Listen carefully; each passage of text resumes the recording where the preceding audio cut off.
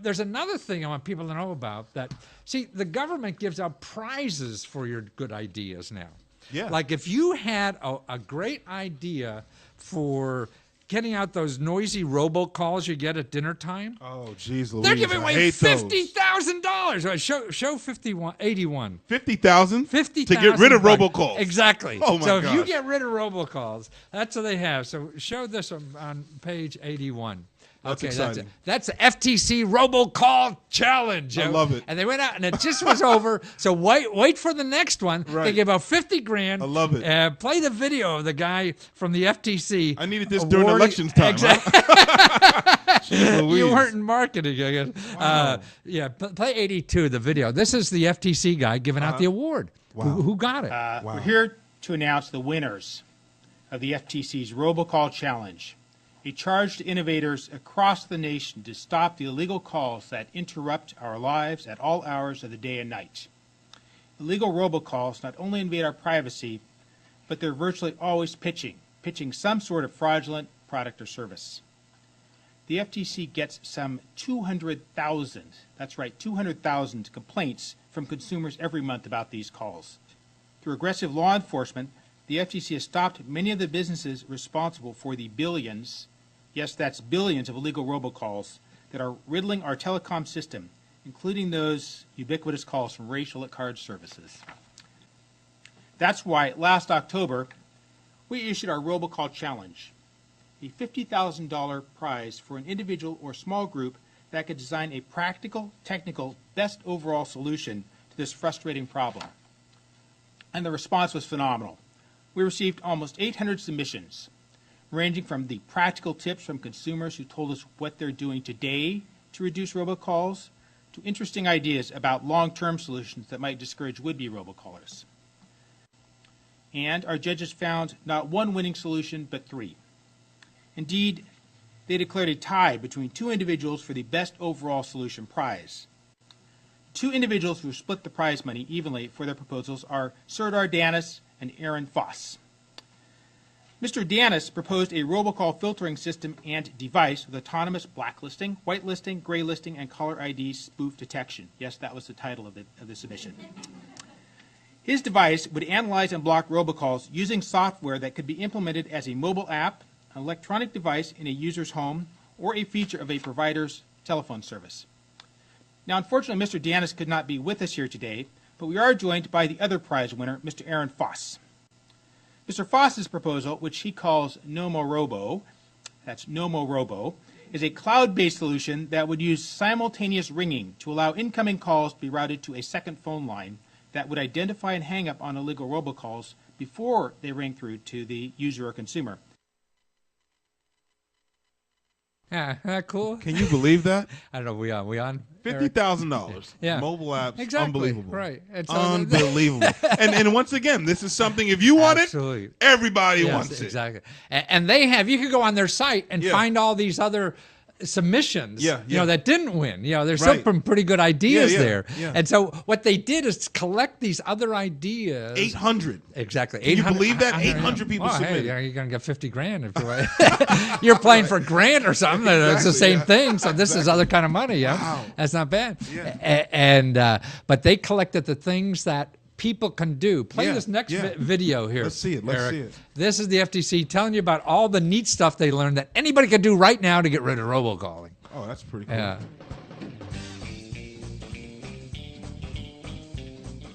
Say the word robocalls and people immediately start talking about what they would do to stop them. I'm Katie Daffin, an attorney at the Federal Trade Commission. As part of the FTC's RoboCall Challenge, we got terrific ideas for technical solutions. We also got some really great practical suggestions from people who are reducing illegal robocalls day by day. Listen to these. Some telephone service providers allow their customers to block calls from multiple phone numbers. They may charge for that service. Also, some people told us that certain voice over internet provider, or VoIP services, reduce calls they don't want. One consumer said he uses VoIP hardware that allows him to tag any incoming number as unwanted, and then play a disconnected tone to the caller. After he applies this to an unwanted caller, he says there's usually no second call. Search internet shopping sites for call blocker. You will find a variety of products and reviews. One woman said she uses a special phone that causes RoboCaller's software to drop her number off the call list. This not only reduced the number of robocalls she got, but eventually stopped them altogether.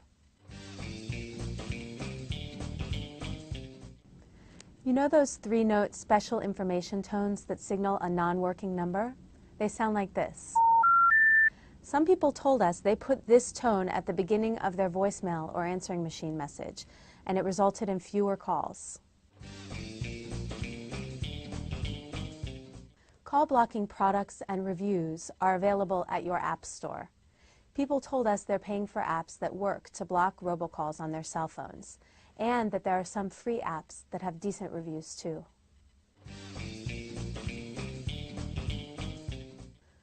One consumer, clearly someone who is comfortable with technology, said he got a virtual phone line and then forwarded the calls from that line to his actual phone. He gives his virtual number to everyone and keeps the other phone number to himself. So, if you're willing to change your phone number and you know how to set up call forwarding and screening, this can be a useful and free solution to block illegal robocalls. These tips might not work for everyone, but the good news is that they're working for some people. What works best for you?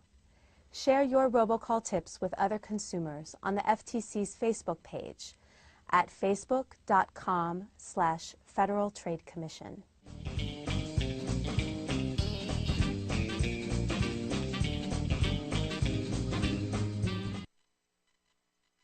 To get those 3 tones. The number you have reached. What a brilliant idea. I wish I would have thought of that. I know. I just they instantly hang up. That's just I would love to give that a shot. Jeez Louise. That is just unbelievable. Terrific. Yeah, see, look, I've got some interesting things. Yeah, this is great. You gotta really weed through it sometimes. Yeah, and get it. But boy, I mean, given a prize like that, I mean, that's what's cool. A lot of agencies are doing that. So this is a little thing about what to do, but robocall, and that's what's interesting to me about complaining to the FTC. Yeah. Because the FTC only comes after you if they get complaints. That's true. That's why my philosophy actually in like doing commercials and something, I feel I could say anything on the air, anything. It's if people complain. Right. See, so if they're not complaining, then you get anything is legal. Anything goes. Exactly. Because until you say no. Right. Yeah. And then so that's why to me I feel the lawyers on what you could say. No, I'm going to say what I want to say, and I'll stand by it. So that means if anybody thinks I lied or something, I give them your money back. Yeah. So then they don't complain. That's it. So the FTC gets no complaints about me. And you're right. And so I could say anything because they're never going to come after me because I have no complaints. Yeah. These people, they get 200,000 a month. Wow. Yeah. So complain, man. 200,000 complaints. Yeah. And I mean, think about, and that's, people usually don't complain. Exactly. So imagine the real number. They're the real pissed ones. Unbelievable. That's once again, though, this is an opportunity where people, this is something that happens to everybody. Yes. And it's all about, if you guys are innovators, you want to be entrepreneurs, find a way to make life easier. Ease of just the experience of life easier. If you can find something as simple as stopping a call, you go on a ringtone now, and buy that ringtone and set it up on your website and sell it for 13 cents. The number you have reached. How amazing is that? Yeah. And that's the simple things. It's right in front of us. Don't be afraid, entrepreneurs, to look around. Right. It's the obvious thing that's really not that obvious until you identify it and then capitalize off of it. Why not? And that's why we're the question mark suit. I mean, the answers are the questions, knowing that stuff. Right. Yeah. And that's why you could Google anything, but you got to put the right thing in there. Right. You got to have the right question. You got to have the right question. That's it. Yeah. That's it. So what'd you learn today from us? Wow, way too much. Really? Way too much. One of the best things I learned is that if you care enough, you know what I'm saying, and you reach out, people do care and they'll reach back out, and people believe in vision. still. You know, for these folks, if it's your family member or if it's just an idea you have, people want your dream to come out. So you better want your dream to come out. You know, just stick it out there. Why not? Leverage technology. Ask the right questions from your folks. See what people want and then make it. Yeah, that's what it's about. Print it out with the 3D printer. Is about, right? 3D printer. You don't need a lot of money. That's why I like going to the developed countries. I've been to Bulgaria recently, India. Man, entrepreneurs there just get 2 sticks and start a business. You know, here everybody thinks I need $1 billion or whatever. That's stupid. You know, you don't need there anymore. Yeah, and that's why they listen to the show. That's why they listen to the show, because they want to know. Yep. Well, put the camera back on us, because I think I'm going to run one more thing, and we'll go out on the show with that, is to run Katie's full video that I had on there, and we'll say goodbye, and Eldrick will have to get him next year, but watch Katie and see if you could help her out there, because I mean, we can help each other in our society, and that's what it's about. And so if you have a problem, you could help solve the problem for yourself that you have, or do something like this for somebody else that has a problem. It's going to take you maybe an hour, 2 hours of your time to go on Give Forward and set up a website for somebody who needs that kind of money to do something. You know, I'd like to thank you for championing this for years. You know, you were making people aware of free money, grants, all kinds of stuff for years. Exactly. So this is nothing new to you, but I'm glad that you're still championing and showing people how they can be empowered. You know, what greater gift can you give somebody that they can actually just create and manifest the vision that they have? So thank you for what you're doing and what you're still doing. I didn't know this stuff was there. I mean, that's why I get so excited about when I see it, and I see the possibilities. It's awesome. And it's exciting to me. I can't wait, and I'm going to do it till I drop dead. I mean, get it out. Yep. And that's what you find, something you love to do, and you can do it forever, man. That's it. That's Retirement is stupid. That's okay. Run at the end of the list of 1,000. You see the number 1,000, Eric? Yeah. Let's run that. We'll go out of the show with that. Okay. Well, and everybody, a big hand for Eric.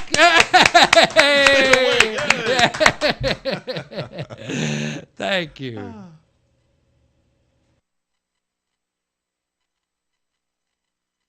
Oh, Ethan! Nice to meet you. Nice to meet you. Project. What's the name of the? So you're Carrie Bailey, right? And you're taking the bull by the horns, Carrie. I mean, you just got socked with a big problem in your life, and you're doing a terrific job, just trying to raise money because your husband, the father of your children, I mean, you and your husband are like 30 years old. You have got 2 kids, 10 and 3. Sorry, one's a set of twins, 10 and 12 years old. And he needs a heart transplant in the next, month or 2, right? To keep as soon as possible. As soon as possible, to keep alive. And what you need now are funds to help pay these medical bills that your insurance company doesn't pay for. Wow. Yep. Wow. And you found the website to do this. How did you know about this website? Well, as soon as the hospital told us that the first year transplant would cost about $1 million. $1 million. Wow. We knew we couldn't just sit around and do nothing. Yeah. So we asked the hospital if they knew of anything, searched on the internet, and found the Give Forward, and felt that they were the best ones to go through and set up this fundraiser. Was it hard to set up the fundraiser? No, you just had to put in your information, tell them what the fundraiser was for, and then you just start sharing it through social media. Really? So, I mean, like to set up the page itself, I mean, is it a couple hours, or what kind of time we talking about? It really was a couple hours. Yeah. You wanted to make sure you put the right. I see. So it's just gathering there and make sure it sounded right to people and. So, I mean, were you technically inclined? You know about computers and stuff like that? Is that how? No. I know how to type, and that's it. So you didn't know how to type. You found this website, and now you got $17,000 already, right? Yeah. Wow. And so for people to help you, I mean, you go to giveforward.com and you just search under, it'd be Casey Bailey. Would that be how they would find you? It's Casey's Heart. Casey's Heart. Okay, so you just put in Casey's Heart, and you find your website, and you can share with folks and help out. And any amount is good, right? Oh, exactly. Yeah. And so now he's been suffering for a long time, though, since he was 18. When he was 19, 19? he had his first heart attack. He had a heart attack then. Wow. And since then, his heart. I mean, right now, he's living on Energizer Bunny batteries, right? An LVAD, yep. That's called the LVAD. Is that the name? It's a heart pump that he's living on. It pumps blood through his heart because his heart can't do it by itself. Yeah, I see. And at this stage, but he's not walking around and playing football at all. I mean, he could barely. Oh no. No, no. No, he so could barely make it down the stairs. Right. And how long has he been like that now? He got his LVAD in November. But it was about a couple months before he got the LVAD that it started. So what happened between November and those 3 months? He was still just. He was trying to work to provide for our family. He'd go to work, come home, sleep until he had to go to work again. Really? And then finally he just got so perturbed that he went to his doctor's nurse, and they did a bunch of testing, and they found out his heart wasn't working. It was only working 9%. 9%. So in other words, the LVAC, you were hoping that would make his life more regular, and after a few months it didn't, and now he needs a transplant in order to get on with life, correct? Yeah, sometimes when they put the LVAD in, the heart will repair itself, and they can take the LVAD out. I see. He was not lucky enough, and the LVAD is making the right side of his heart work harder, so the right side of his heart's starting to fail now too. So he needs the transplant. So what he's living with now is the electronic pump or the battery-operated pump, which only gives him about 9% of a working heart, huh? It's supposed to work like a normal heart would, but since his right side's failing, it's not working the way it's supposed to. Plus it's heavy and it hurts his shoulders and. Wow.